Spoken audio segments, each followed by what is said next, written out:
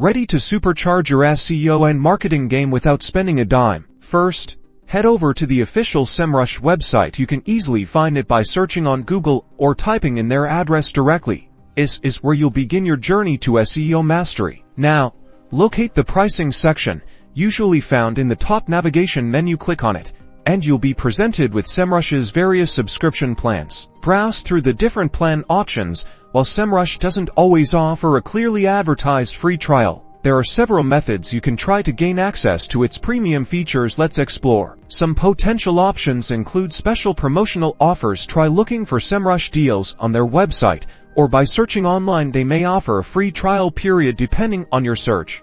Keep an eye on Semrush's website and marketing materials for limited offers or promotions that might include a free trial period. Sometimes they run promotions in partnership with other marketing services. Another option is to search for special Semrush deals and promotional codes. There are third-party websites that offer these deals, so be sure to check and see what promotional codes are available at the moment. In summary, explore Semrush's website for deals and promotions, research potential promotional codes, and keep an eye out for free trial periods.